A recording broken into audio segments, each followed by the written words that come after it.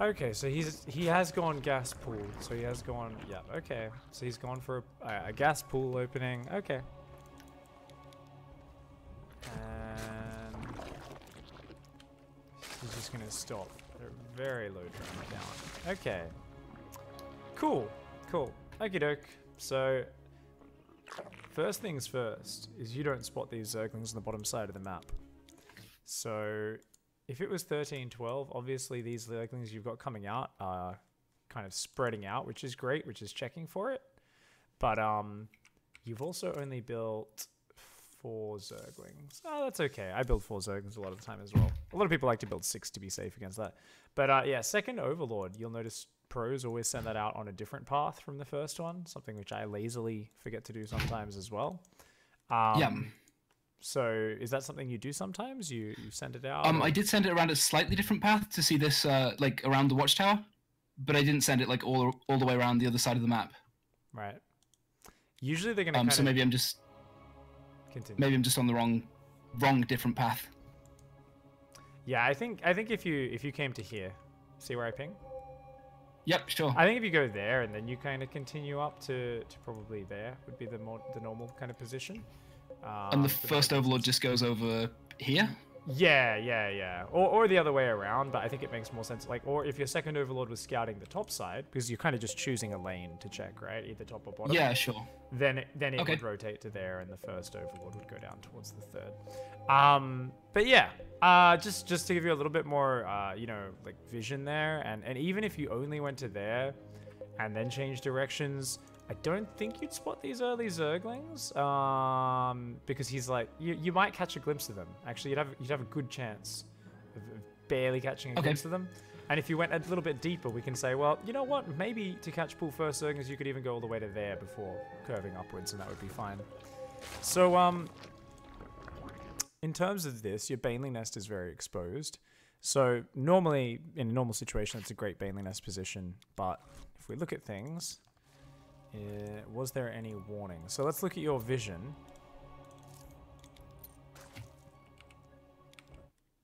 You have a new queen. It's always a little bit awkward on this map because you don't want your overlord to go much closer than that. So it's hard to confirm if it's pool first or hatch first because this is such a big map. Yeah. On any other map, seeing the creep not as far out as yours tells you he's gone a delayed hatch, right? And that alone usually tells you might want to be a little bit safer against this or a 19 droneling bane timing. In which case, you would probably drop the baneling nest in your main base instead, just so it can't be sniped off, and that makes a big difference. Other than that, you're just droning. It also tells you to go baneling nest before third hatch to be safer here. And that's something which is really big, because the power of a 19 drone Ling Bane pressure is also very powerful, but it's not nearly as all-in as what he's doing here. 3 drones doesn't sound like a lot, but it's a big percentage at this point in the game.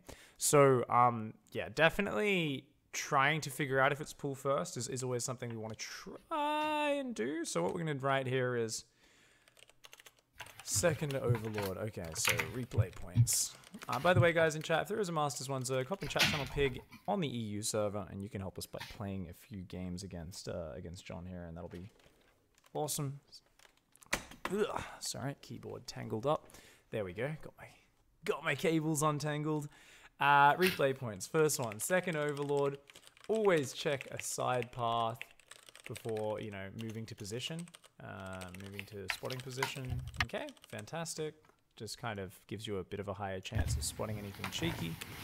Other than that, we said first overlord should always try to spot if it's pool first or hatch first.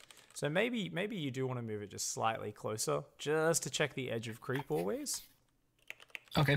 Just barely check the edge of creep. You gotta pay a lot of attention though. Obviously, turn it around immediately after. Creep to confirm. Yeah, I've had a couple games where I've done that, and he's gone gasless 2 queens and just killed off the overlord. Yeah, I think let's like look at the timings on this map, because pretty much any other map are there any maps with a longer rush distance than this at the moment, off the top of your head? Mech Depot, I think. Yeah, Mech Depot would probably be very similar, I think, wouldn't it? Yeah.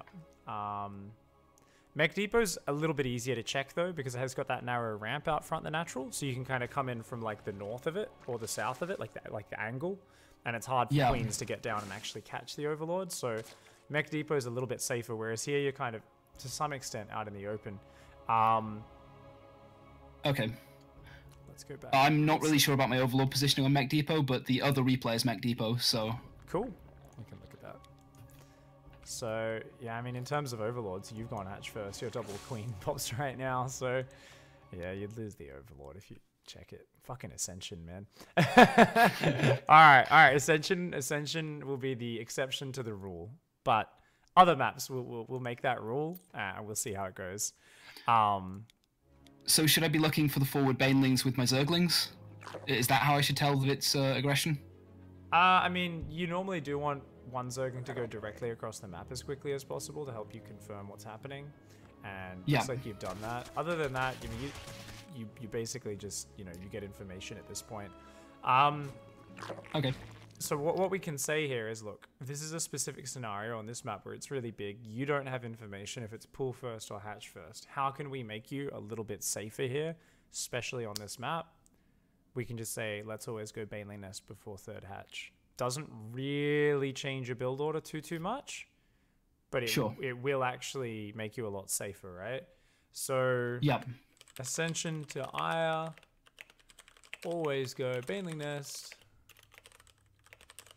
before third hatch. I think that's a good way to do it. So let's just look at your defense now. So Queen's on the ramp. Oh, ooh, they aren't particularly solid on the ramp. There we go. Good. You've got that second Baneling Nest going up in the main, so I assume you're like, oh shit, this is going to get sniped down. I think so, yeah. You've evolved your Zerg.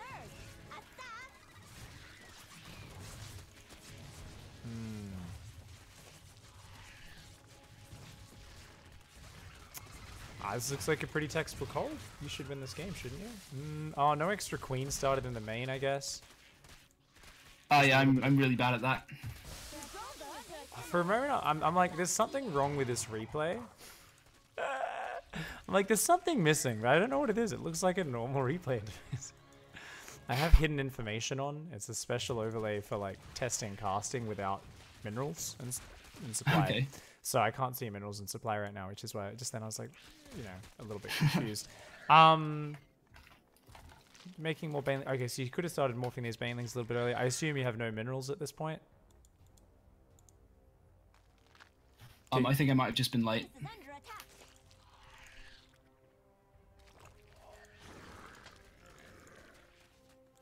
So how much minerals do you have in the bank at this point? Oh, 100. Yeah. So squeezing a queen out would have been nice, but it was something which would have been very difficult to do. You're not morphing banelings enough right here, so you're really trying to go out and kind of almost defend the third, whereas your only mission here should be just surviving, right? So okay, sure.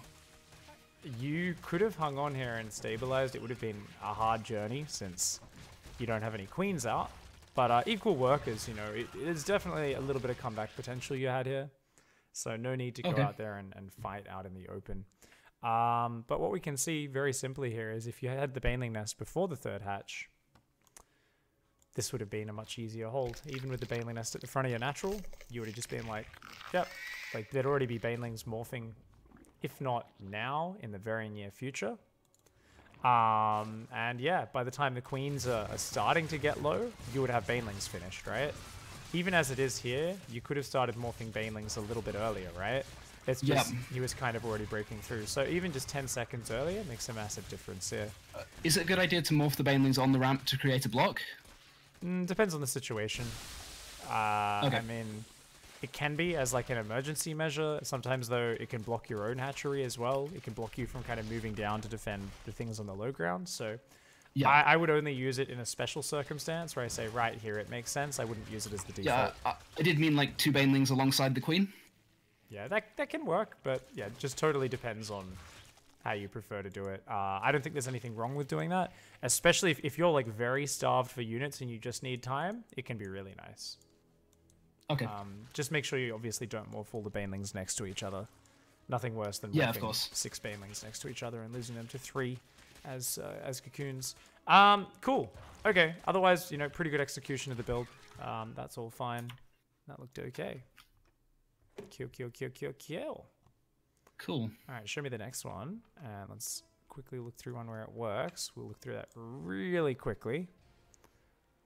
And it looks like... Don't see any Masters players in the chats. That's fine. Just host me up, and we'll zoom through. So, how much have you tried the Roach timing follow-up to the Lingbane? Maybe 20 or 30 times. Okay. All right. So let's see how textbook your Lingbane all-in is here now that I have all the information on screen as well. That's a little bit nice. I got my game hard overlay up.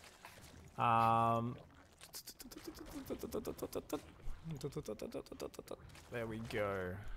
Cool.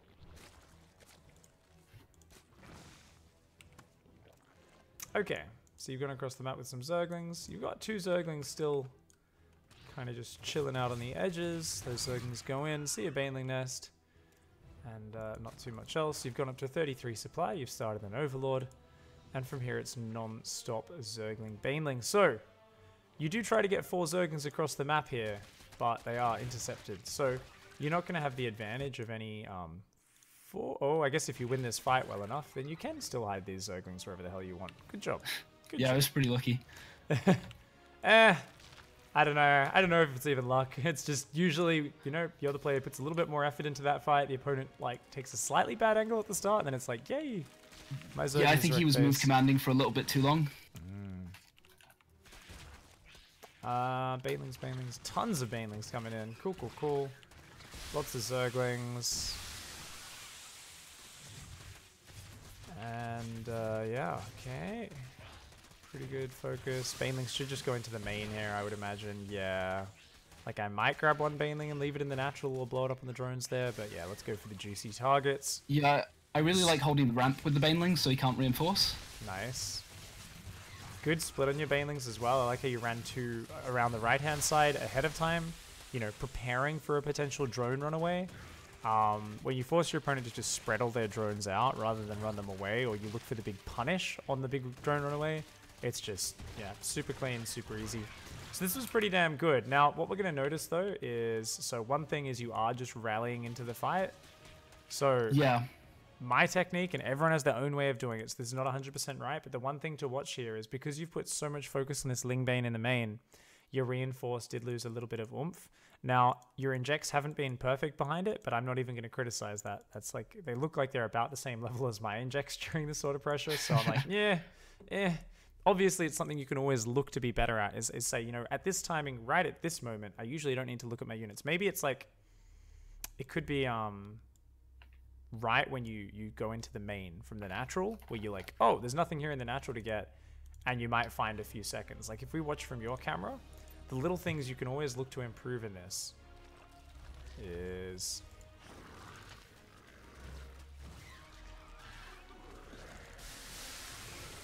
basically about here going, hey, wait a second, okay, there's not much to do here. Let's go into that main base and then do a round of injects right now. And that would have been a really nice time to actually squeeze in a round of injects while your units just run into the main base, right? As it is, you're not always going to remember to do that, but it would have been really cool to do that, and it would have kept your efficiency up very nicely. Other than that, I really like to rally all my lings to the front and not hotkey eggs once I'm attacking. So I can just go to that rally point, grab the units, morph more banelings, start attacking again, and just hotkey them as I want them, just to stop the reinforcements kind of running in a few units at a time, as we're going to see happening here. It kind of works out when you've already broken their back, like in this game, but sometimes it can backfire. Yeah, I actually mentioned that in the Google Doc. I want to learn to use the location hotkey to pick up Zerglings, but I've just got no experience with it, so I'm not very good at it. Oh, cool. Okay. So I just keep using a control group, and it's not very good. Oh, yes, you did mention that. Oh, good. Okay, cool. I missed that point. Awesome. Okay. That's a bit. How many hotkeys do you normally use for cameras? I mean, I hotkey my first 6 spaces. Cool. Do you normally have a rally point at all, or no? No, I don't location hotkey that. Yeah, I normally hotkey my 4 bases and a camera hotkey. Actually, no, 5. Sorry, 5 bases and a camera hotkey. So if you want, you could just make it so your 6th is always sorry, not a camera, a rally point. You could make it so your 6th base is always that instead. That way, it's something you're kind of used to going to in messy situations. Because this isn't just for all-inning. You can use a rally point like that also for base trades, right? Especially against Terran. Right. Is a situation if you're playing a Baneling style against Terran, especially mutilating Bane, it's very common to end up in counter-attacky base trades. You know, you're killing a base, he's killing a base, and you know you've got to just set your rally point in the back of your main or your natural and just make masses of Zerglings and turn them into Banelings constantly. So it's always nice in messy situations to be able to split your units, right? You're pushing across with a big army, a Warp Prism comes in and warps in 15 Zealots, but you know you need to hit this attack timing, so you can't turn around. So you set your rally point, maybe even change the camera location to that point and start pumping out units there so that then you're microing your attack, zoom back to your rally point, grab the 15 roaches that have popped out and start steadily dealing with the massive charge lots in your main base. Yeah, so definitely something, if you do want to work on that, I would suggest quite strongly that we change your 6th base camera hotkey into rally point. So most games, you would just be putting that in front of your natural, right? Like very standard rally point sort of position. And you're not really using it that much because you're hotkeying your eggs and stuff, right? But as soon as the game gets messy, it's really nice. I also use that same camera location point for proxy hatches whenever I'm doing something a bit cheesy. So anything that really requires some manual kind of control that I don't want to just be using on the same hotkeys, then that comes in really, really damn handy. Sure. Okie doke. So the big questions we've got to focus on is how hard to drone and how fast to go for roaches in lair, right? Unfortunately, it doesn't seem like we've got anyone. I'm going to see if Eon Blue's down. He's a lot higher level than you, but that's fine. Yeah, he crushed me last time, and that was a year ago, so he's probably got quite a bit. Oh, really? Well. We used Eon Blue a year ago? Oh, that's fine. For ZvP, I was trying the Lurker build, and yeah, he beat me with Protoss.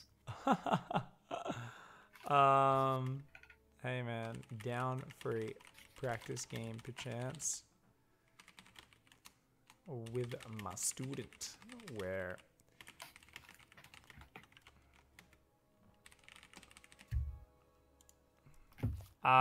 cool. Regarding the earlier push, there was a question from an unnamed hero. He said, can't you just cancel your 3rd hatch and go for an Evo wall? Yeah, something I forgot to mention in that previous replay where you're getting all in. Canceling the 3rd hatch when you see that many Zerglings coming out that early is always a great idea. Occasionally, the 3rd hatch helps you recover kind of minutes down the line, but it's not really worth hanging on to for that eventuality. And sure. if you had enough money to pump out 2 more queens, kept making Banelings, you would have actually been on even footing. So the almost enough money for 2 queens you get back from the hatchery, I think would have been amazing. So definitely something, cancelling the hatch is good. Evo walling, not a good idea. It was way too early for that. Because if you were to go for that, you wouldn't have had money to be building Zerglings right then. So it's like, yeah, I've got a wall, but it's kind of buying time for nothing. Like, it wasn't going to get up in time. If the Zerglings are already flooding out and you haven't like already got your drones pretty much in position or your wall started, it's on a map like Ascension with such a wide wall, it's not going to work very well. Evo chambers are almost as expensive as spine crawlers. So you can put down 4 Evos and you can be like, cool, this will buy me time. But where are you going to get the actual defense behind that time from? If you've just invested all your money in that, it's very dicey. Sure. Cool. So Eon Blue said it's fine. Okay, we'll get him in here. Cool. Sweet. So I've told him, like, hey, don't play 100% intensity. If you can make me the party leader / or you can just invite him and host up a map you're comfortable with, actually. That's totally fine. Okay. Odyssey, I guess. Sure. Odyssey, pretty straightforward map. So in terms of when to drone and how much, now the biggest challenge with this style, and this is why This is a separate stage, all of its own. People are like, wow, doing a 2-base Roach attack is its own stage? Like, oh my god, we really need to learn the Ling Bane all in before we get there? Yes, yes you fucking do. And the reason is because if your opponent doesn't just do some gasless pansy ass, I'm going to sit at home behind a wall build, then shit's going to go down. Shit's going to really go down. Why? Because you're pressuring him with Ling Bane. He is going to counter pressure you with Ling Bane, usually. And this is where you can't just say, go to X drones, take second gas, take Roach Warren, build 14 Roaches, and then go hit him with Roach Ling Bane or like Roach Ravager Ling. It's never that clean. It's a point where you need to be very flexible and you need to say, well, I just threw away all my Ling Bane. He's coming at me with like 30 Zerglings. I need to build 40 Zerglings and my own Banelings to get back out there. So remember that it is always defense through map control and aggression, right? You aim to always have as many or more units on the map than your opponent. Now, this is a change up of mentality from TVZ, ZVT, ZVP, right? Where normally it's like defend with the bare minimum units. Only build units when you see him moving out. Here, we're taking the approach of you aren't playing against Dark, you aren't playing against Serral. Everybody has their mechanical limits, and in Zerg vs. Zerg, we see those limits much sooner than in any other matchup because it's fast-paced. So what we're going to do to make up for the fact that we can't do everything at once is we're going to say we're going to be the one with more units out. We're going to be the one saying, I'm going to get control of the map. I'm going to be the one putting on the aggression, and I will only drone when I have that control over the pace. That gives me the comfort to smoothly inject and drone very cleanly. The moment I lose that control, I need to just pump units and try to get control of the map again.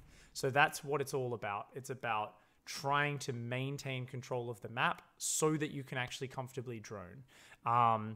In ZVT or ZVP, you'd normally say that's going to put me way too far behind an economy, but in Zerg vs. Zerg, map control is everything. So always match their units, like I said there. So what are a few other things? We can say always have safety banelings at home, right? Since you're not going all in, you've been going all in, you didn't need to leave anything at home. As you're pushing across the map, you always want to build 4 Zerglings and just click them at your natural, you know, just not hotkeyed, so you can morph Banelings as soon as your attack starts to fizzle out and you're ready to receive his counterattack. Those Banelings will combine with extra Zerglings you're building, allowing you to push out and regain map control again. So always have safety Banelings at home. Drone behind your assaults. Your Ling Bane assaults. Is it like pure drone, or are you mixing drones in with units? Depends on the situation.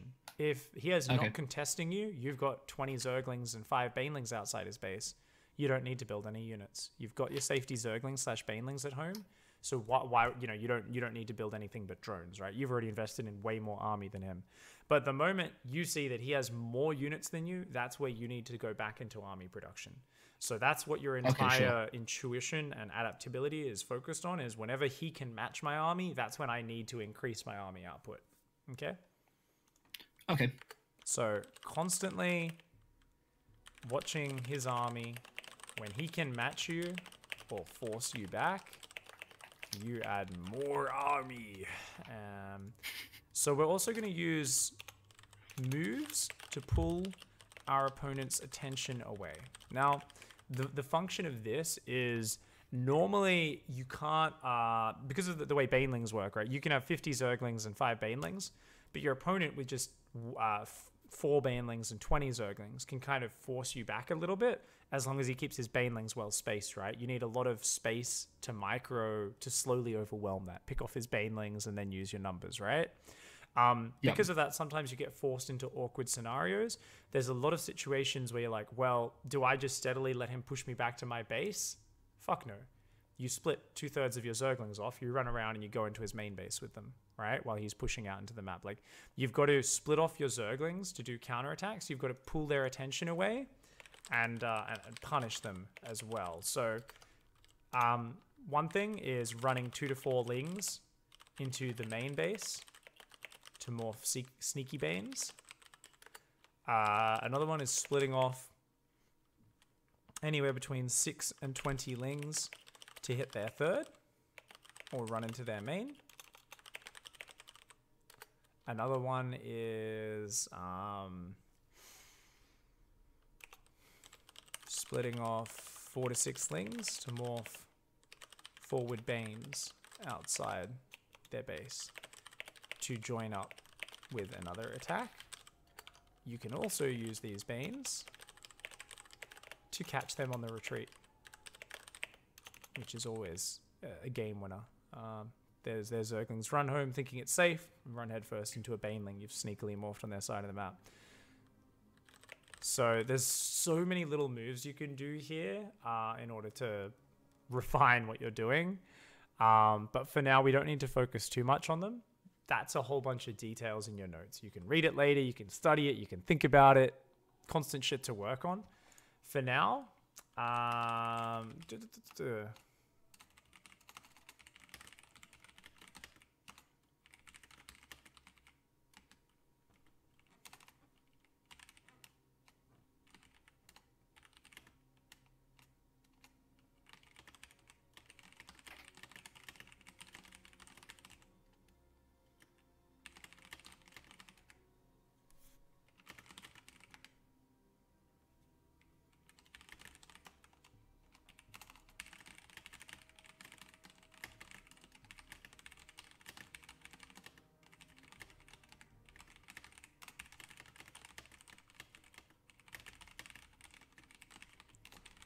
just giving him some instructions.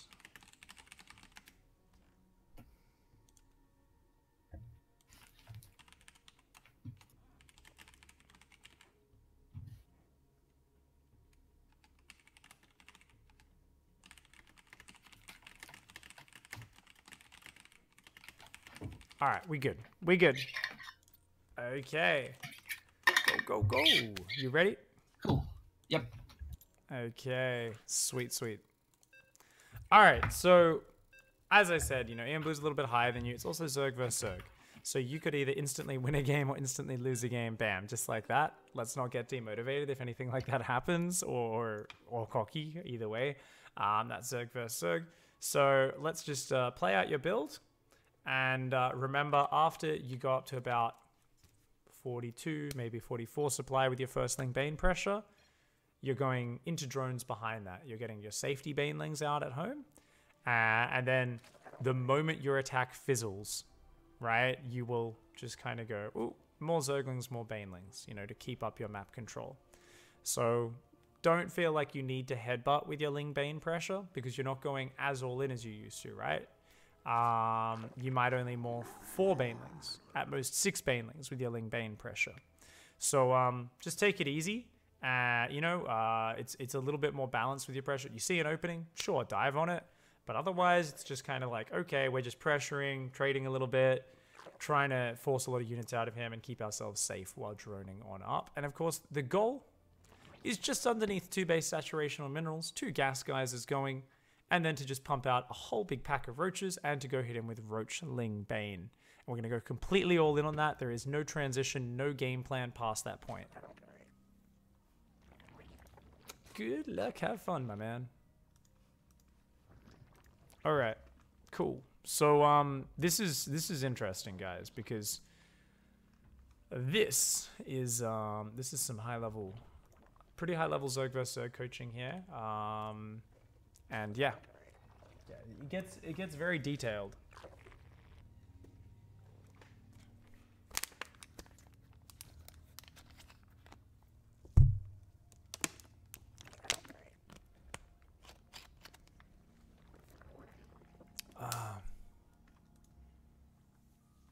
So you guys talking about Banelings being spread? Yeah, man, that's a basic. Yeah, that's a basic one for sure. I mean, the Banelings can be a little bit clumped in certain situations. It's not the end of the world. I didn't notice any terrible Baneling clumpings from him.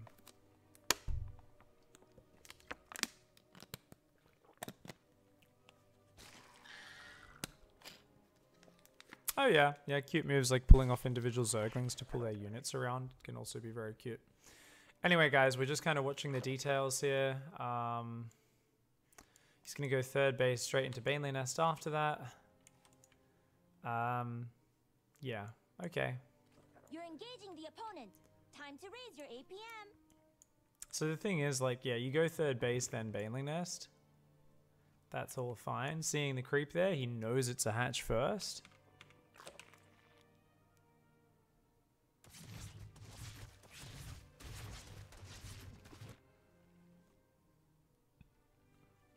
So one thing is he's not hiding his Zerglings out on the map ahead of time.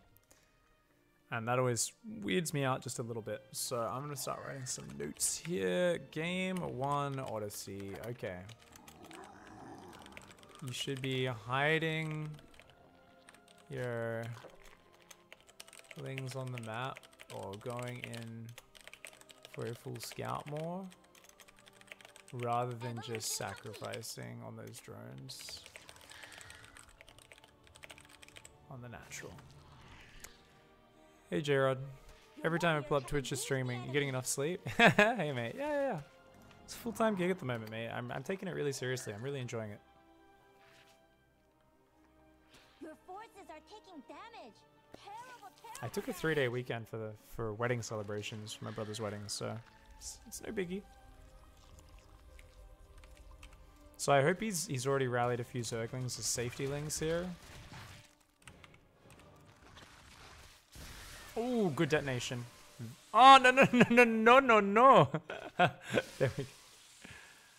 Your base is under attack. Stay cool. Our forces are under attack.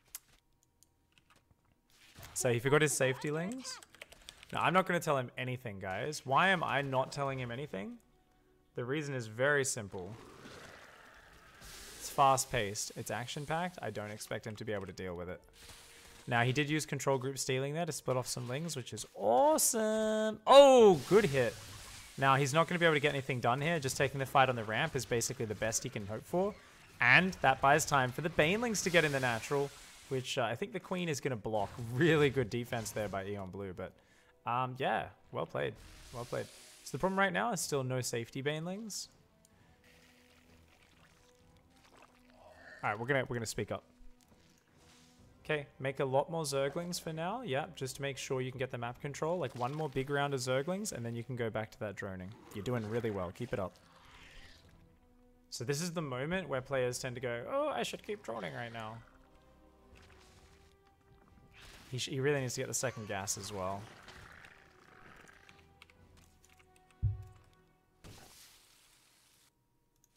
Let's get that second gas as well. So you always get that with the Roach Warren, but you're doing really well. Keep it up.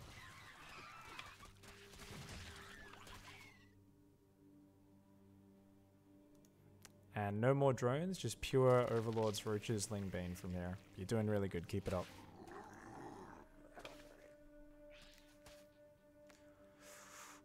Ooh. Ooh. Okay, Zergling micro is a big problem, guys. Okay. Multiple instances of poor Ling pull-offs to target Banelings, so we need to talk about that. You need to give yourself more space. You're not running your Lings back far enough. So partway through trying to split Lings, the rest of the pack gets endangered. And you keep having to interrupt your split or target to pull all of them back. So there's loads of redundant APM in this situation.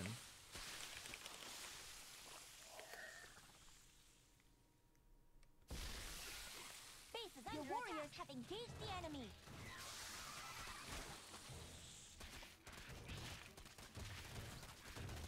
Neon Blue's a fucking savage, man.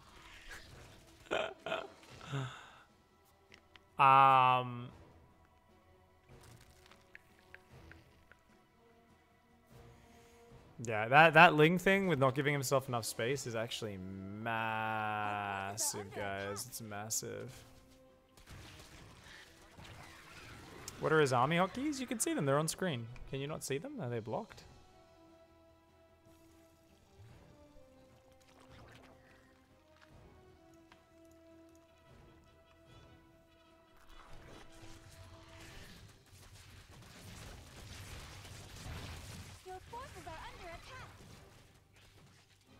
So, doesn't have many banelings here. Which does make things difficult. You have a new queen. Show me the skill. You should always make more banes. They're going Ling Bane Muta.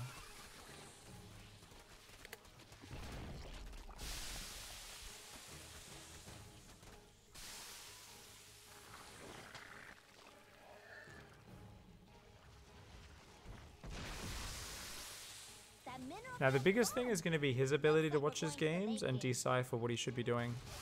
Not just have me tell him what to do. So we're going to watch the replay and I'm going to get him to analyze what's going on, what he can do better, just kind of go through and analyze. One of the best things you can do is just go into a replay and analyze it and just...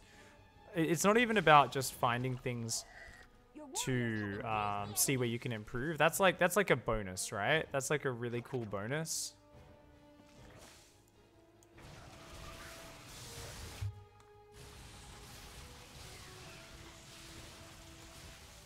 Your forces are taking damage. Terrible, terrible damage. So from here it should probably be just pure drone and Zergling production. Queens as well, and of course, since you did so much damage, any chance to counterattack with Zerglings is going to be great around the edges of the map. But make sure you got plenty of spores, overlords in the right position, all that sort of stuff. Good luck, have fun. So yeah, you should always make more Banes if they're going Ling Bane Muta. And aim for the natural, not the third in this scenario. It's actually way more important.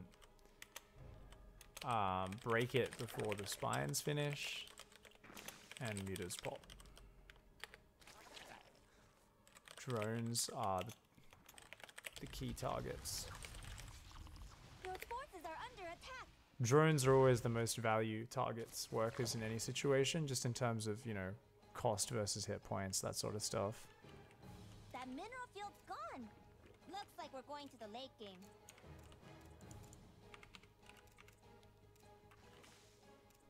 You have a new queen. So he's going to try and go Roach Hydra to finish it. Our forces are under attack. Nice strategy. So he doesn't have any connecting spore crawlers. Time to raise your APM. So in this situation, you are way ahead in economy. You can afford to be quite patient. You really do need 1 or 2 connecting spores between your bases. Queen's ready. Just 1 spore in each mineral line is never enough. Terrible, terrible damage. That field's been mined out. Hope you have an expansion. Even if you just have to build extra spores next to the other ones, that's fine. Got to transfer workers from your main to your natural.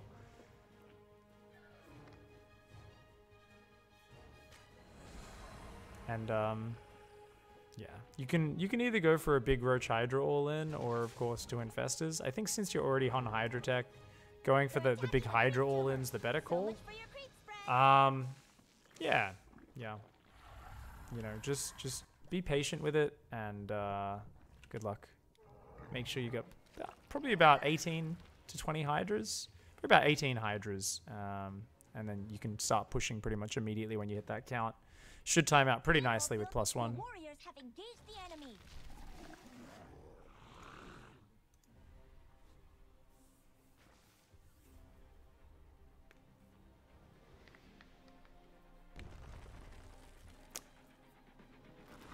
Yeah, well, absolutely. I mean, the first thing I say in my coaching email is Under attack.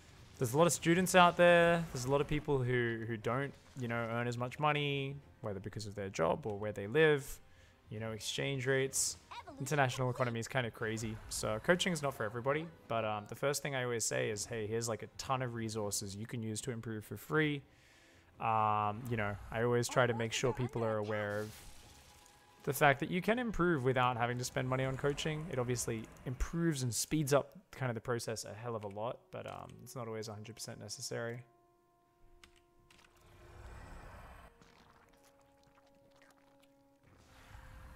Now, Roach speed's only just starting, and +1 actually is still 40 seconds away from finishing. Yeah, he's got to ball up these Hydras. So this is kind of scary because that's a whole 15 mutas. And I think Baneling speed Oh, Ian Blue actually cancelled Baneling speed. Oh my god, he's got to really, really get these Hydras out of there right now. Get those Roaches in front. Come on. Come on. That mineral field Where's the Hydra splits? Hydra splits! He's not spreading them. time to read that field man. Bloody Zerg players and their lack of micro, man. That field's been mined out. Hope you have an expansion. You think? Anyway. Mineral field depleted.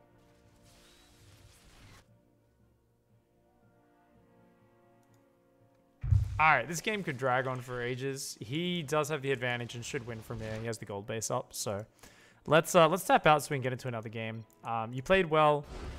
You could have won from doing that much damage, but it's always weird in these games. Like, a few more spore crawlers connecting your bases and just a little bit more patience on teching up to lair, I think was the important thing there. So what you got to remember in that scenario is that you don't really want to rush up to the tech units. The Queens was great, the initial spores was great, but a couple more spore crawlers and creep connecting the bases is the most important thing. Once you get a few connecting spores, your mob of like 6 queens can kind of wander around, and it becomes very hard for the mutas to find damage, right? It's like mega dicey at that point for the muta player to keep committing to mutas.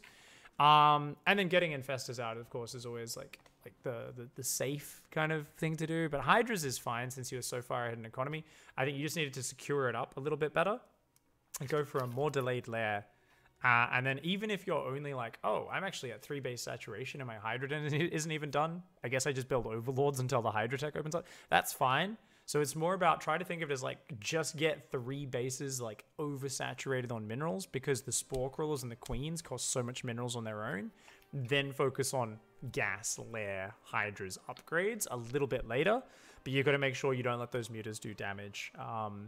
Obviously, very specific scenario, not exactly what we want to focus on today, and I'm sure some games you do that a little bit better than others. The creep spread alone maybe would have made that a ton easier. We all know how mutas go, where they get 1 queen, oh, then they get another queen, they get another queen, because you're not getting the transfuse energy to build up, and it kind of spirals out of control. All things considered, pretty well played, though. So I think what the most important thing is, can you make me the party leader? We need to watch this replay together right now, and the biggest thing going forward is, right, for you to be able to watch these games. Whoops, I accidentally clicked A on blue. Oh. Make me party leader. Oh, he made you party leader. He just like passed it back. We're playing past the party leader. Okay. Heyo. Oh, Zerkamdi. Are you down to verse my student? Next. Any chance? Ooh, we might have Zerg Hamdi. Okay. Or maybe he just showed up for a different reason. I'm not sure. He says, I need your wise advices. So maybe he's just asking me something. It's okay. Maybe I'll trade advice with him to get him to play against you. We'll see. Nothing comes without a price in this world. All right. So the big thing here is I want you to analyze this game. Now, the important thing here isn't necessarily to think about what can I improve. That's kind of the goal. To come out of it, right? The goal.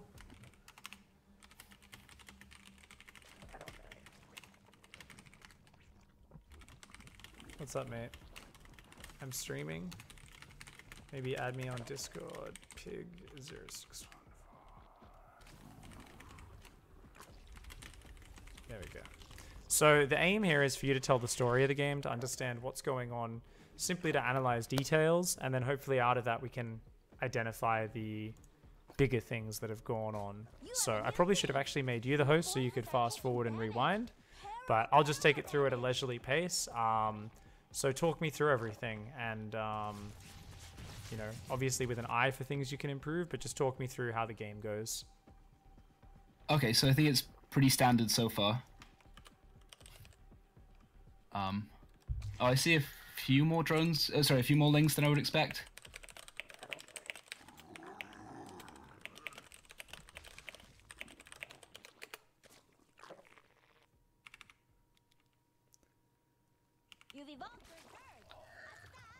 So I think he catches my Zerglings here, so I try and hide the back two. Your warriors have engaged the enemy.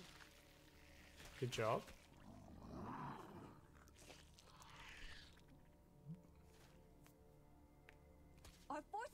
attack. Could have Oh, it been looks like he's sneakier got with really- those back too, but Looks like he's got did really work good out. vision. What about your vision? Oh, probably not. Oh, I set my second overlord the wrong way. That was stupid. It's supposed to be over here somewhere. Oh, it doesn't let me ping if I'm in my camera. Yeah. It's meant to be by the third base, isn't it? Yeah. So that's completely wrong. I thought something was off. That's something which, these are the mistakes you never stop making. You'll always just go back into bad habits. One of the things I constantly, whenever I get frustrated at Zerg vs Zerg, it's just dumb and I start whining or being a bit of a whiny complainy bitch, bit of a complainy pants. When I actually man up and start watching replays, it's literally like, oh, my overlords are slightly out of position. Oh, my overlords are slightly out of position. Oh, my overlords Yeah, I are think slightly this out is of why I position. love ZvZ. Because like there are so many things to improve on that I can do like almost everything wrong and still win if I improve a bit on other stuff. Exactly.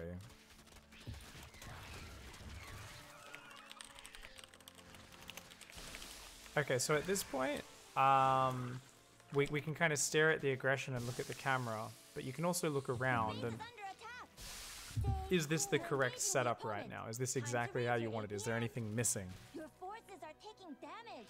Terrible, terrible damage. I'm not defending amazingly against the third base harassment.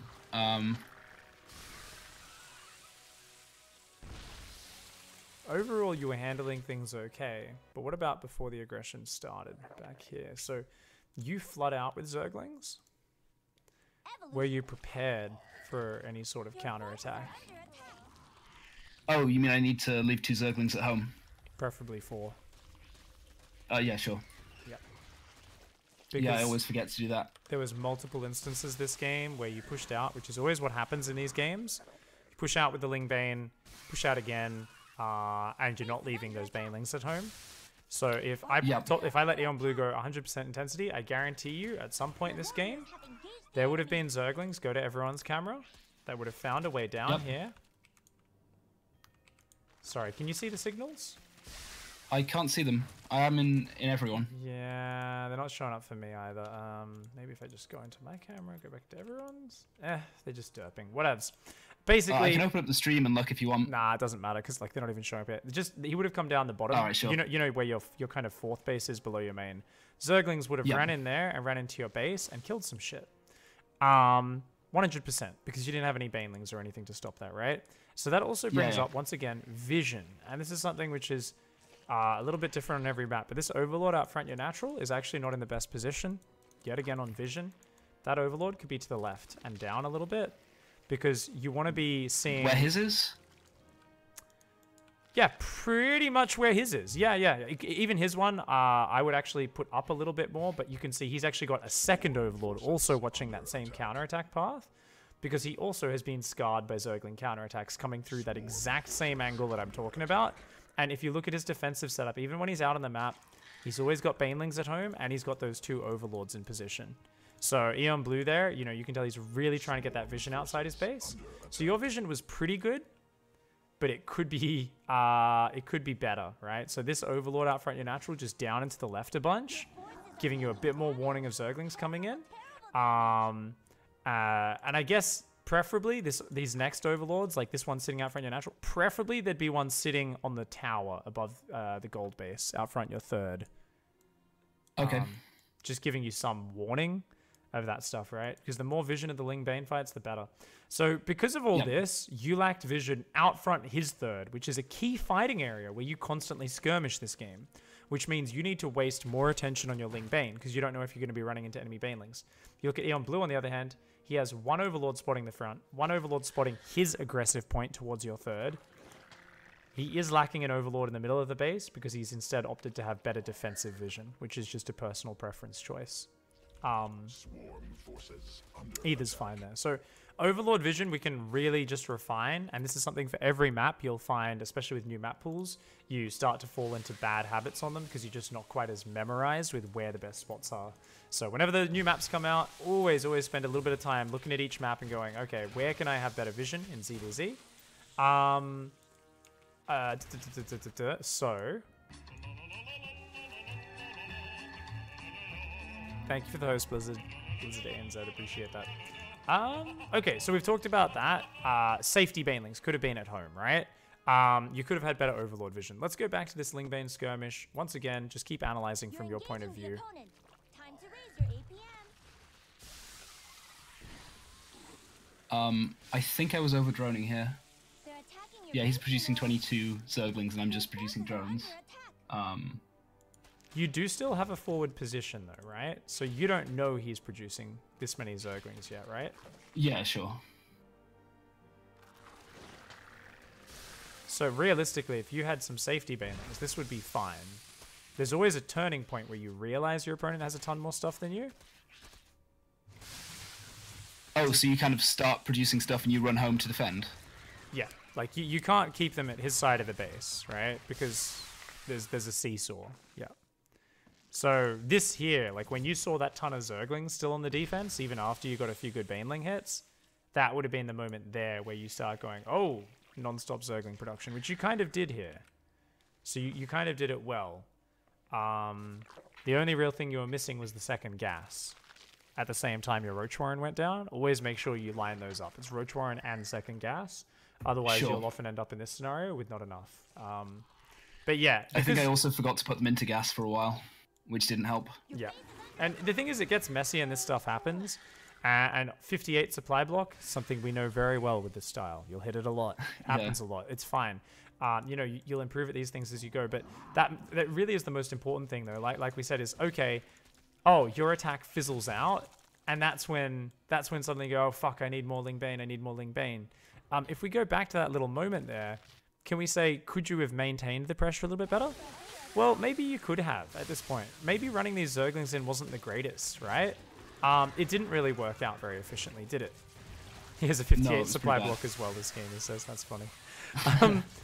Really good queen block by him there, by the way, those Banelings. So the thing is, those Banelings, I like that opportunistic attempt to get drones. However, now you don't have any Banelings on the map. And this is something why I always like to often do another little bonus thing. I've written down those bonus things before, right? I was like, you could do this, you could do this, you could do this. There's like 1,000 little cute options, right? What's another Yeah. one? Is I like to just leave a Baneling. So what I look for is where is my opponent's vision, right? So in this game, you know he has no vision from outside his natural, past that Overlord, all the way to outside your natural. So this whole middle area is what we call the fuckery zone. And the fuckery zone is where you can lay traps, ambushes, and random bullshit. So this is the prime area, and it varies depending on your opponent's Overlord positioning.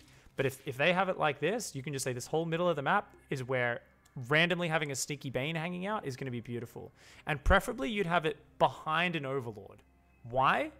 Because then you will get vision of him coming across, you can react, and then optimize your Baneling. If your Baneling's just sitting there with no vision in front of it, you're probably not going to be watching. It might kill 20 Zerglings, it might kill 1 Zergling. You don't know, right? Sure. So the optimal spot for you would have been to always have a sneaky Baneling or two hanging out somewhere in the middle of the map, not even on a hotkey, somewhere around your swimming pool. You see what I mean by your swimming Okay. pool? Yeah, I know. Yeah, just behind your Overlord. So then, you know, your Overlord sees him coming. Oh, big pack of Lings. You micro your Baneling over and bam, detonate in his face. Because he has no vision in front of himself. So this is the cost that Eon Blue pays for having better offensive and defensive vision. Is he has way worse vision in the middle of the map. And as a result, there's a much higher chance of him taking a big Baneling to the face. So that's actually another really cool thing. I always like to say, you know what? In case I do just YOLO with my Ling Bane and he has enough to clean it up, I've still got a few Banelings in the middle of the map, which are going to slow down a counterattack, potentially crush a counterattack. Sneaky, unhotkeyed Banelings in your opponent's blind spots. Cool. That's another cool one we can throw in there. One last little thing here. You know, I think you did a pretty good job. Like we said, a bit more gas, a bit less supply block would have been great. And then, you know, you would have been able to get these roaches out in bigger numbers. This attack would have been scarier. One more thing with this early stage, which is you have a bad habit when you're trying to split off Zerglings to hit your opponent's Banelings. I think we saw one just there, actually. Let's go back. You are not giving yourself enough room to respond. So what you're often doing is you're clicking your Zerglings back about half a screen, trying to split your Zerglings off just manually to click on it. And while this is great, if you misclick even once, you're halfway through trying to drag a box to try it again, and Here, we're going to see it. And then you already need to control all the units and run them away. And you did this multiple times. You do it a few minutes later as well. I can't be fucked finding the exact moment. But there's multiple times where you run your Zerglings back, you start pulling Zerglings to click on it, but then by the time you've done that, the Baneling's already on top of the pack of your Lings, and you're like, shit! And you just select your hotkey, and you cancel your previous command. And that's APM redundancy, because you've just done a very finicky, fancy action, and then you've immediately cancelled it. Whenever you get caught in patterns of doing that, you can get in this really redundant APM cycle where you're just like doing meaningless actions over and over. So just a little bit more space for yourself. Whenever you see Banelings running up, click your Zerglings on the minimap. Click them back to the center of the map. Click them back 2-3 screens. Give yourself plenty of space so you're like casually, like I got 20 seconds. Split off a few Zerglings, click them on a Baneling.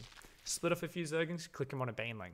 Rather than doing it this very panicking way where if you make a single misclick, you suddenly have to cancel your previous action. Sure, yeah. Cool. I'm pretty sure I wrote that. Here. Yep. I wrote here, yeah, you need to give yourself more space, basically. Awesome. So that's all in the notes. Final point. If you're up against Mutas, you need to kill him. So, in this game, he was on Lingbane for a very long time. At the moment, and for quite a while, you're not really going to notice when your opponent's going Mutas, because it's not important. You're just doing the same thing every game, right? What we can say is usually go for the natural, but especially if they don't have Roaches, go for the natural. Because they're going Mutas if they're not going Roaches. So always just aim to go for the natural. You see a bunch of Roaches, you're a bit iffy about the fight. Maybe you change directions and go for the third because it's the safer target. You know, if you kill the third, you can maybe transition or hit a later attack or whatever. But in this case, he was going Lingbane, which means you should have made a couple more Banelings with your army. Always have 2 Banelings, 3, maybe 4 Banelings. That makes such a big difference if he doesn't have his own Roaches. And go straight for that natural. And if you did that in this case, because he didn't build a lot of spines, I think you could have killed almost every drone of his entirely, main and natural, and torn it up. Just this 20, 25, 30 second delay, it gives his Mutas so much time to do damage. And it really allows him to buy time. So even though you massacre his drones and do pretty well here, it wasn't quite as game-ending as I think it could have been. Okay. Cool. So I wasn't even watching this. I didn't even realize I'd killed so many drones. That's actually that's like good prioritization, if that's the case. But so well, sometimes I find I'm not watching so much that I just don't know what the game state is. That's all. Yeah. I guess that's a little bit of a problem. Like ideally, you'd do your tasks so quickly at home, you'd get a chance to kind of like look back every now and then and be like, oh, I've killed this many. But another great thing, like I said, is at this point you should really not be building Roaches, right? It should be mostly Zerglings reinforcing because Roaches are so slow. So if you had just Zerglings reinforcing, at this point you'd say, look, the attack is fizzled. Anything I run in here is just trailing into its death. The Mutas will kill it before it can do anything. Sure.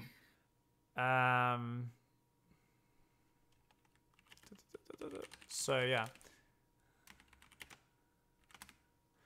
Basically, if you grab Zerglings and hit them in maybe the top center of the map, wait for the Mutas to get to your side of the map and then run them in this low economy situation, that's often a game winner.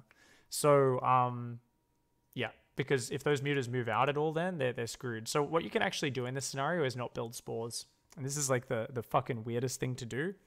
But if you just don't build spores, because you say, look, even if he counterattacks, he's going to manage to kill one base, but I'll get spores up in the other bases. I'll keep at least one base mining.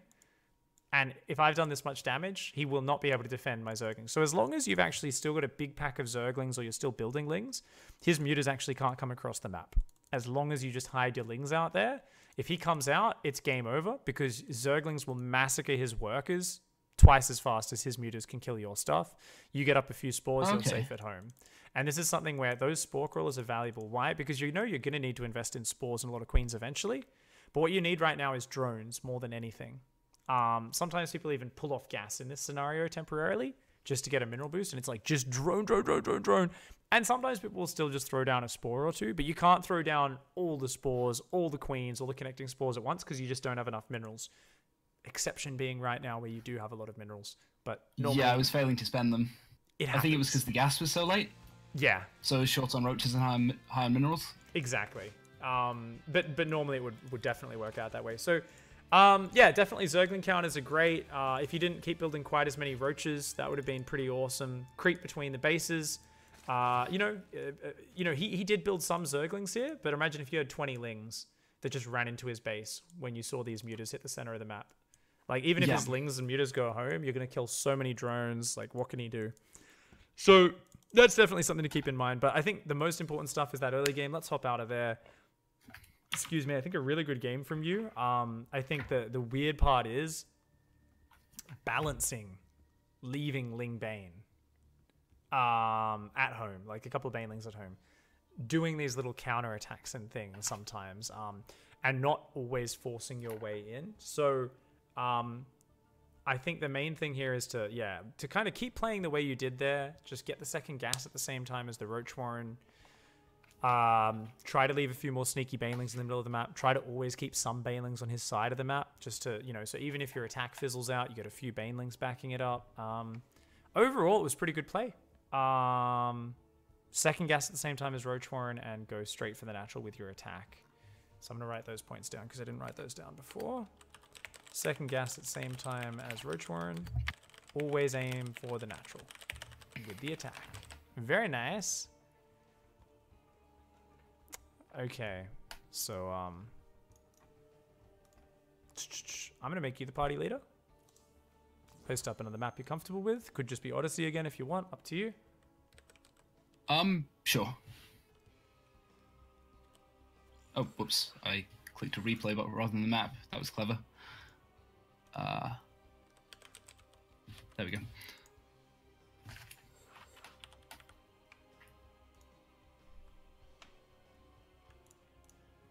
Oh, good.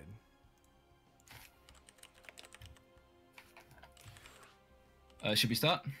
Go for it whenever you guys are ready. Cool. Awesome. Okay. So... Oh, we are... Okay, so wait, we're going to do an... Are you happy to do an hour-and-a-half session today? Yeah, that's fine. Cool, because we're already over. So I'm like, oh, I'm like, why am I starting another game right now? I'm like, okay, so we do an hour and a half. I think it's a good sesh. So I think we've already got a ton of awesome notes and a ton of more good things to get our groove on. So let's do it.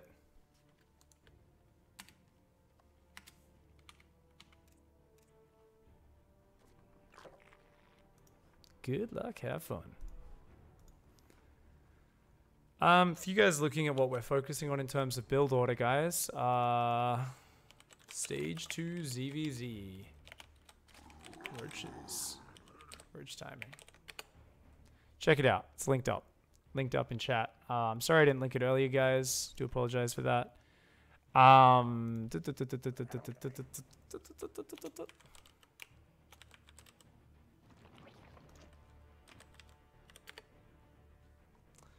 Don't know what Zergamdi is trying to say to me.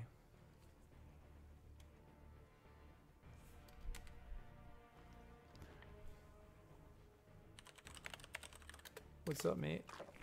My man. My man. My man.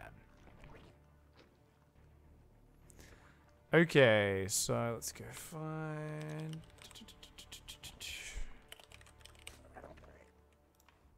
That can go like that. Cool, cool, cool.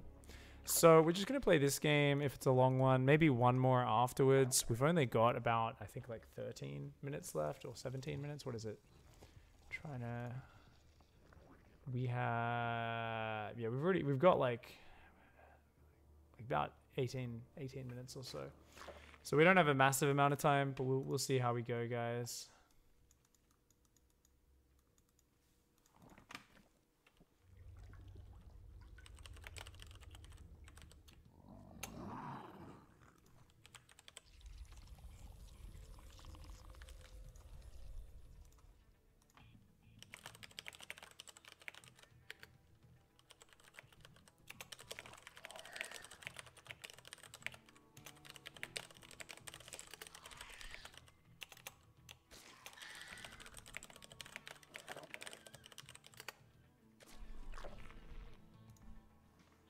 Cool.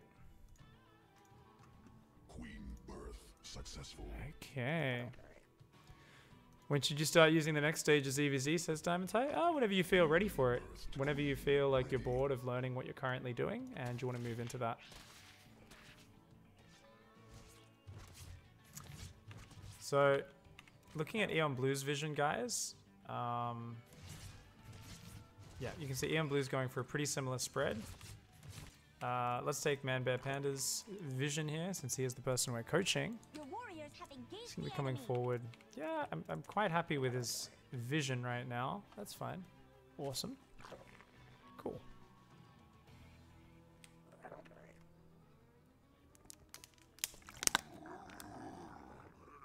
So many insects that can kill you. I mean, yeah, if you go into like the middle of nowhere in the desert, furiously angry, like the semi-desert bush areas, then yeah, Australia is not that pleasant unless you're on like a tour or something. But even there's heaps of beautiful natural shit. But most of us don't live there. most of us live in the pretty nice cities, man. It's pretty much the same as America.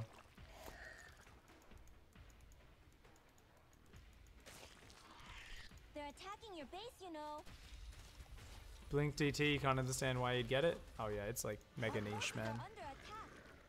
Should you work on stage 1 and then stage 2, or can you mix it up? Oh, absolutely stage 1 first, Oyo. The whole point of these ways of playing is you need to learn it in order. Because stage 2 relies on stage 1, and so on. I mean, you can change it up and do like a skipping Baneling into an aggressive Roach style. You can do that. That requires a lot of skill with Zergling counterattacks. Using, you know, because you're playing without Banelings, that sort of thing. Anyway, I better focus on the coaching, guys. I don't want to be too mentally AFK here and miss all the good points. So the big problem right now is he's been pushed onto the defensive a little bit, and that's always a bit sucky. So something which I think Panda could focus on is right now he needs to be building more Ling Bane.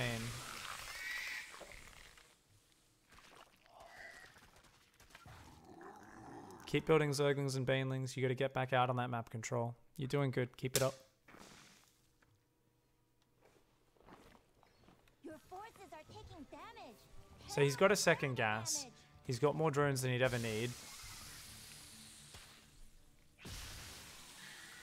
Since your Roach Horn and second gas are up, you don't need any more drones. You just need overlords, a couple more overlords, and then non-stop Roach production. While these lings you have out, it's all about just trying to keep him back, maybe get some damage and good trades if you can.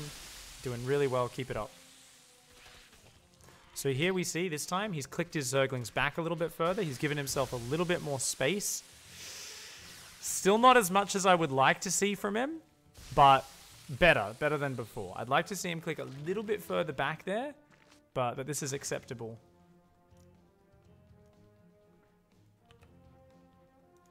Overlords and a lot more Roaches.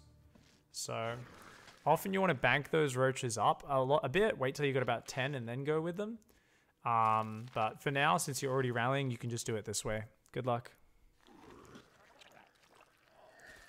So the big problem he's had, guys, is he's kind of on the map with Ling Bane, and then he's just like, let's just rally Roaches into it. So something we can write down in the notes is, don't show your Roaches so fast. Don't hotkey them, or hotkey them separately.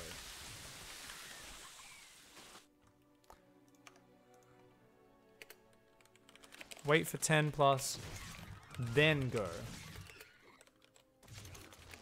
Just micro your Ling Bane to try and get damage and be annoying in the meantime. Time to raise your APM.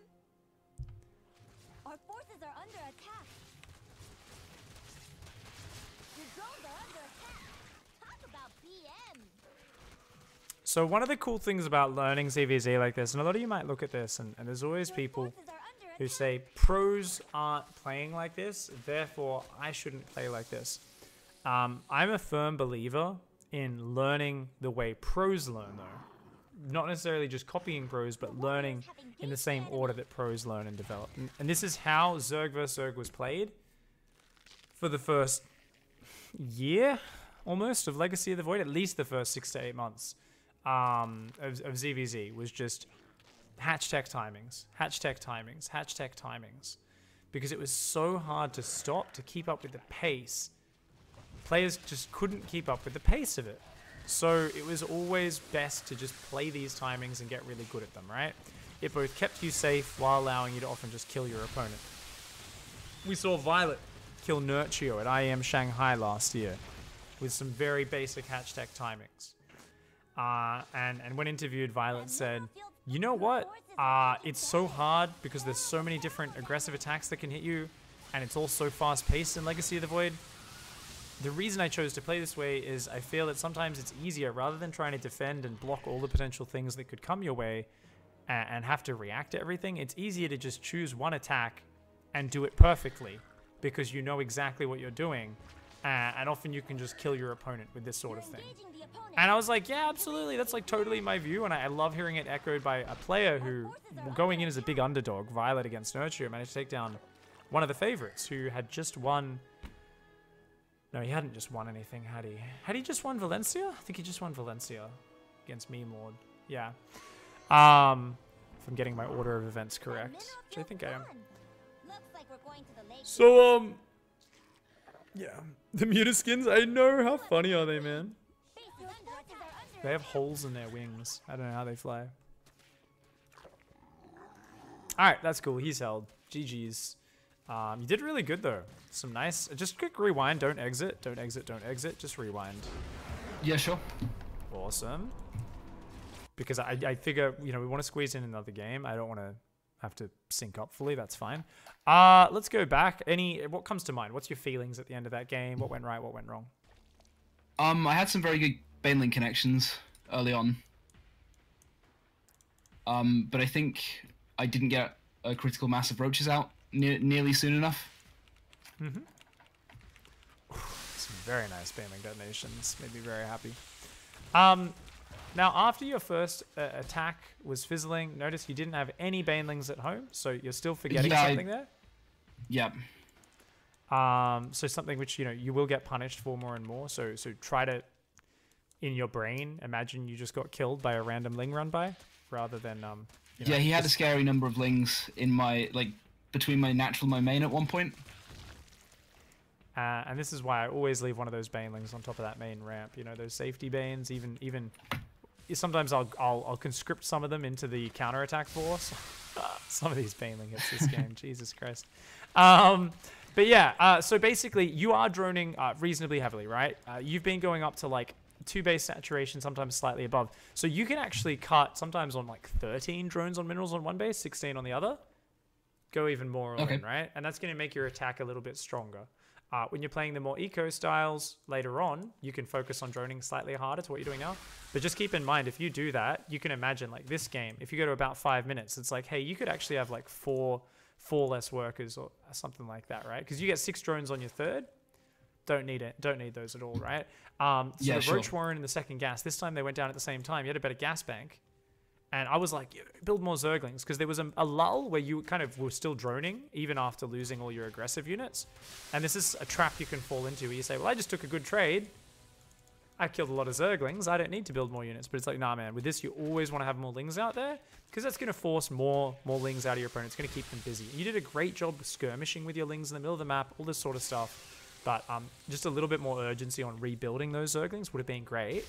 And that also would have given you a bit more aggressive momentum. And that would have meant you were less distracted. So at 5 minutes 30, you're spending a lot of time microing. And what are you missing? Well, at that point, if you were a little bit more on his side of the map, you would feel more comfortable. So if you watch from about 5:30, if you're more comfortable, what are you doing now? You're building 4 more Overlords, and then you're building 10, 12 Roaches all at once, grouping them up in your natural. You don't need to hotkey them with your Zerglings, by the way. Let them group up. Let them group up. Bring them out as one big surprising ball of Roaches. You don't want to kind of give the heads up on what you're doing. Because up to now, it's just Ling Bane skirmishes. As far as he's concerned, you could be teching to Mutalisks, right? Unless he's actually got Lings in your base, he has no friggin' clue. The moment you show Roaches, your opponent can drop Spines. He can build Roaches of his own. It gives him a warning. Whereas you come out with 12 Roaches at once, and he's supply blocked, he's fucking dead, right? There's just nothing he can do. Unless it's a huge map. If he's only got a few lava, he's just built 10 drones. He's fucking dead, right? But if you show 2 or 3 Roaches, he's immediately going, alarm bells are ringing. There's Roaches coming across the map. There could be a bunch more behind that. let's start building overlords and fighting units and all those things that I need instead, right? So group up the roaches a little bit more. There's a real art to making sure you're saying, hey, I've got control over the map. Roach Warren's halfway done. Build 4 overlords. Build 12 roaches the moment the Roach Warren finishes. It barely lines up as cleanly as we'd like to. There's a real art form to doing that, though, in the heat of all these skirmishes. All things considered, you did pretty good. I honestly feel like if you grouped your roaches just a little bit more, like that, maybe the last wave of Zerglings could have been roaches instead, because you did have good control over the center of the map. It's always hard to judge in the heat of battle, so it's not like this is a fucking cardinal sin or anything. Just like something like, maybe could have been slightly quicker to those roaches, you know? Because, yeah, you took some great skirmishes. You're going into roaches behind it. We just want to hit this attack hard, decisively. Have some Banelings supporting it as well, because he is going Ling Bane Muta, and things will come together really nicely. Okay. Cool. Eon Blue says, I think he could have won it easily if he just A-moved me when I was counterattacking, but I was buying too much time. Okay, maybe. Yeah, and it's always tough in that scenario. I don't think you had any Banelings. It was only a small group of roaches, so I don't really feel like it would have been bam, game over, but maybe a little bit more urgency there would have been nice. Nonetheless, let's host up one last game to finish up today, and we've got time just to squeeze in one last game. Sweet. Awesome. There was a ton of Banelings. So play again? Yeah. That'll be fine. Oh, apparently there's a ton of Banes. Oh, yeah, right. You lost a lot of them to your 2 Banelings. Oh, I lost so many, yeah. Yes, around 8 minutes. So if you had simply A-moved your Roaches, had your Banelings spread there, and just clicked into his natural, even though all your APM's at home, like, your units are probably going to do the job on the front, right? Your Banelings are just, like, clicked into the natural mineral line. You know, sure. As long as they're pre-spread, they're kind of going to do the job. So that's a good point from him. Good point. If your opponent's desperately counterattacking like that, try to just be like, well, fuck you, I'm going to push in right now while using my APM to deal with the counter. But it was very good dealing with the counter. I was very scared of the counterattacking Lings because I realized I hadn't built Banes at home. Yeah, one Baneling there would have been so nice. Oof. Yeah. Oof. So, what are we going to do this time? Same shit as last game. We're just going to remember the safety Banes. Otherwise, the Roach Warren and second gas timing was way better that time. So all you're changing is you're going to get the safety Banes, and you are going to group up your Roaches and then go across with one big ball. All right. Okay, sure. Good luck. Have fun. Cool. Sexy times.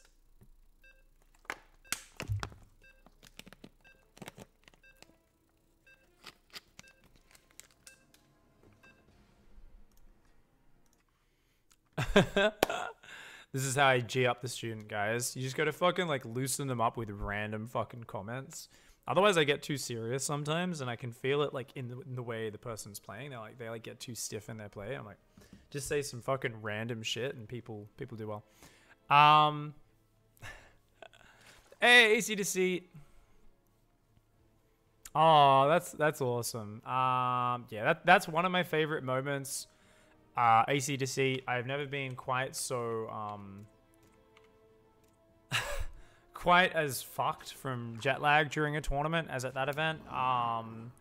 We were playing so late at night, like it went to like 1 AM or something crazy. Those games went so long. That was one of my favorite. I still think the best was WCS Australia though. WCS Australia just felt fucking amazing. On a stage, you know, in front of like, I don't know, 300, 400 people. Unfortunately, the venue had a small capacity, which is why tons of people were watching it, like bar crafts around the city and stuff. Like, I don't know. For me, WCS Australia, actually being a champion of my country on a stage in front of a lot of friends, even my family and stuff, it was probably the most special moment competing for me, AC. Yeah, it was really cool. Good point, guys. By the way, thank you, Eon Blue, Light Porner, and you other guys. I actually wasn't paying attention to that because I was so busy kind of talking about the concepts and like looking at my notes and writing notes. Even though I saw the Baneling fight, and like once you guys mentioned it, I was like, I did see a ton of Banelings die to 2 Banelings, didn't I? It didn't really register actively in my brain. So thanks, guys. You all got my back. But yeah, Oyo, I mean, you're fine. Just learn the Lingbane all in is really good. It's really nice.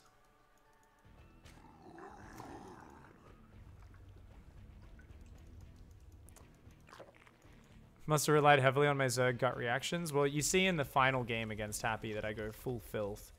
Like, it's 2 separate VODs, obviously, because I played him once and then I played the last one. But, unfortunately, there's no VODs from WCS Australia, Deceit. It's fucking terrible, man. It's so fucking hopeless. I've tried so hard to find the VODs of that stuff, and they're just non-existent. Shit was not... esports was really disorganized back then. It was disorganized. It's sad because it's such a special moment for me, but at the same time, there is footage out there, like, to get some of the emotional moments. What was in Fez's StarCraft documentary? Mates of StarCraft. Go, yeah, you can watch Mates of StarCraft.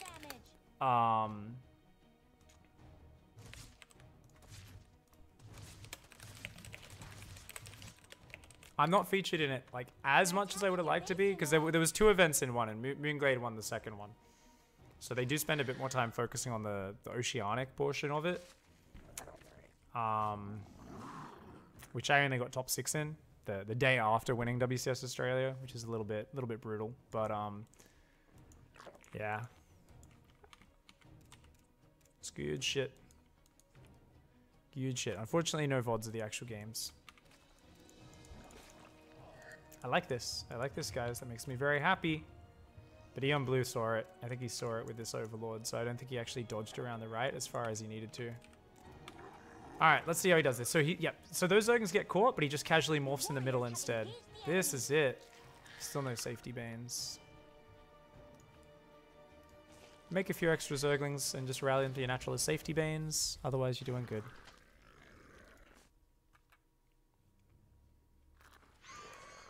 He's just going to get that habit down. I'd rather throw his rhythm off now in this game and kind of fuck him up a little bit, because he's not doing it by default, and he needs to be doing this by default. Our forces are under attack. Base is under attack. Wow, he's getting some good damage. GG. Your forces are under attack. They're attacking your base, you know. Yeah, he's building Lings. You're engaging the He got a bit caught up in the micro, but that's okay.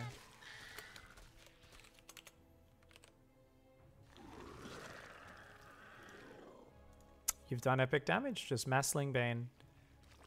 Don't get overexcited about transitioning. Just try to push him back. Make plenty of Banelings on the defense as well. Keep it up. Your forces are taking damage. Terrible, terrible damage. Oof. That hedge is so scary. Oh, that Baneling's gonna finish. Oh, no? No, it didn't finish. Okay. There's still no Baneling on his ramp. He's gotta have that, man. Where's that Baneling on the ramp? Safety Banes! So I'm writing at the top of his document.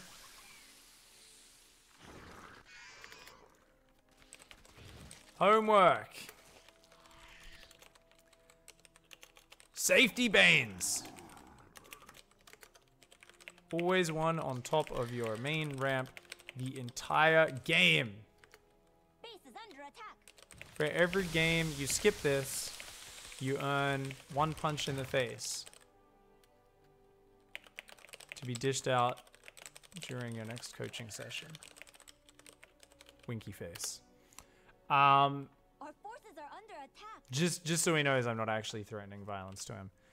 But I actually fucking will punch him in the face. So maybe I do. Maybe I will threaten violence. I don't know. I don't know. He needs to fucking do that. No! No, hatchery! This is cute. So he's going to move out now. This time he's got 7 roaches. Well, 6 roaches. Yeah, 7 roaches together. A few more rallying out. So this is a way better way of doing this, right? This is cool. Now, I would love to see him here have split off some Zerglings and run in the natural as he hits. Oh, actually, that would be kind of dumb. My god, look at this Zergling counter. But he's got safety banes! He's got some safety banes. I don't know if it's going to be enough. Oh god, he's not focused on the back. But his Baneling got a decent hit. And his Queen's going to do okay in the choke. So he's doing alright. Yeah. Oh, the Zerglings. Oh, but his Baneling's actually shielded there. They got all of the enemy Banes. His Queen's going to defend the natural. Yeah. Ooh, that one Zergling's going to kill the whole drone line. Oh, no. No, he A moved. He did it. Nice. Time to raise your APM. Don't exit. I think you already exited. GG. Oh, shit, sorry. Yeah. That's cool. GG, well played. All right, so you got some big hits with that first push, and sometimes you do still just win the game with the first pressure. But you've been getting better and better at the micro, and I've written in caps at the top of your coaching document the most important piece of homework for you to be focusing on as a player going forward, and that is safety banelings. Always at least one on top of your ramp the entire game. Always have a couple at home, and there's a little risk kind of reward punishment system, a bit like a swear jar. Every time you skip those safety banelings, you earn 1 punch in the face, which I will dish out during our next coaching session, okay? So you have to keep an honest record of those, Your base is under attack. or you're going to get a couple of punches in the face. Obviously, punches to your MMR are going to be the real motivator there. Love the ramp usage, it's great. Just get those safety banelings. Right now, you're getting the rhythm of a lot of things correct. I'm okay for you to fuck your rhythm up slightly, lose a bit of momentum with your push, to start getting that safety baneling habit down.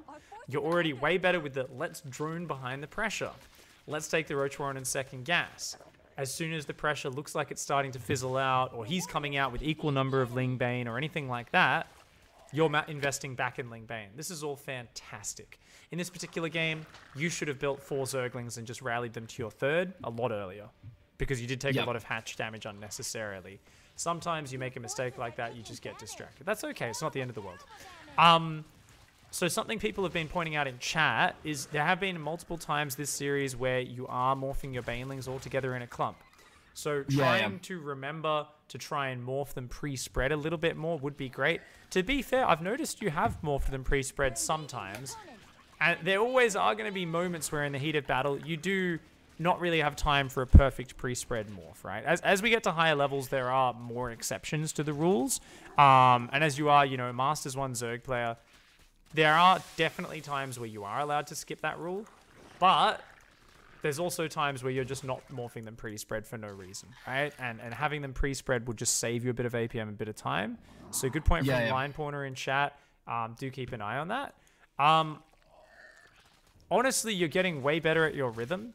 The real hard part is, like I said, trying to cleanly get to Roaches your second gas and then pump out the Roaches with your money. A lot of the time, you'll get caught up in the pace of the game. And what you're going to find is, oh, my Roach Warren's actually been done for 30 seconds, but I actually built another wave of Ling Bane. Fuck. Or I forgot to put on my second gas, and now I don't have the gas to build the Roaches. There's going to be these little mistakes which pop up. And as long as you're recognizing them and saying, let's try to not make that happen again, let's make a little reminder, you should automatically be finding yourself fixing these problems, becoming more and more reliable on getting this Roach timing going as a sort of crisp follow-up to the Ling Bane. There's still a ton of small things you can add into your play. What is one of these? Like I said, it's that list in your document, sneaking a couple Zerglings into the main base, having Banelings in the fuckery zone, which is wherever your opponent doesn't have Overlord vision is the fuckery zone. Any Banelings you hide in there are going to have great chances for paying dividends. You know, all of this stuff is just all the little things that you can add in there. For now, though, you're getting the rhythm down quite well. You need to focus on the safety banes a bit more. And just working on that Roach timing, getting it smoother and smoother every game. You're doing a really good job. All of the skills from playing Ling Bane all-ins are carrying over. You're pretty organized with your Ling Bane. Yeah, all things considered, pretty happy with how you're doing. Awesome. Cool. All right, we'll keep working on it. Get the safety banes down. Let me know how your progress goes. And yeah, look forward to hearing from you in the next one, mate. Yeah, thanks a lot. That was really useful. Awesome. All right, well, have a great night, and